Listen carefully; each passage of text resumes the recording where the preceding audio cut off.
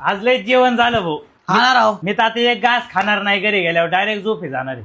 माझी तर इच्छाच नाही भाऊ. एक घास सगळं खाऊ शकत नाही. इथपर्यंत जेवलोय मी, इथपर्यंत. अहो चला जेवायला. अगं नाही, मी बाहेरून जेवण आलोय. माझी अजिबात इच्छा नाही. ऋषी भाऊजी तुम्ही चला, तुम्हाला वाढते. नाही वहिनी, मी असं बाहेर जेवू नाही शकत. माझी परी माझ्यासाठी अजून पण जेवायची थांबले असं. आणि तुम्हाला माहिती आहे माझ्या परीवर माझा किती जीव आहे. अहो ती माऊली कोणासाठी स्वयंपाक करती? माझ्यासाठी का नाही? माझी वाट बघती.